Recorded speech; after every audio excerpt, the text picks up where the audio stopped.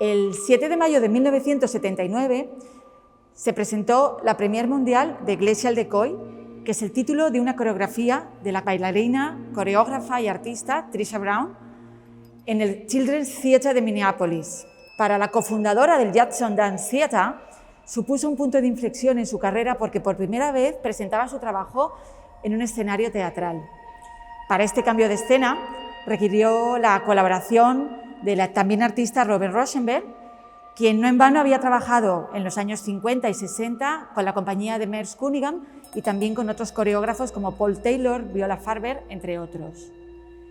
Glacial Decoy es el título que el mismo Robert Rauschenberg sugirió para la coreografía de Trisha Brown y preparó para este trabajo la escenografía, el vestuario y la iluminación.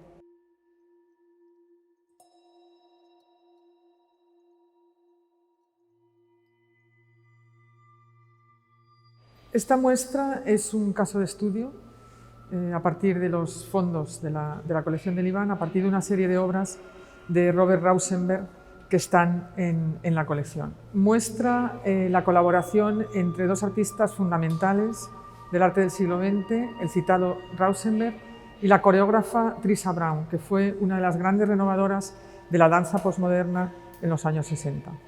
La exposición yo creo que es muy importante porque muestra la relación muy fructífera en aquellos años y también actualmente entre artistas plásticos y coreógrafos, y también la relación entre prácticas escénicas y prácticas performativas en el museo. El proyecto arranca realmente de 5 fotograbados de la colección del Iván que pertenecen a los fondos del museo desde 1993. Las imágenes de la escenografía que Robert Rauschenberg preparó para la coreografía de Trisha Brown son 620 seleccionadas de montones que hizo en los alrededores de Fort Myers, en Florida. Y de esas 620 resulta que 9 de esas imágenes están en la colección del Iván. De manera que empezamos a tirar del hilo y lo que hemos reunido en esta pequeña, pero creemos que muy interesante exposición, son las grabaciones de 2 performances de Glacial Decoy, la original de 1979 en Minneapolis y una posterior de 2009 que está grabada en el Brooklyn Academy of Music.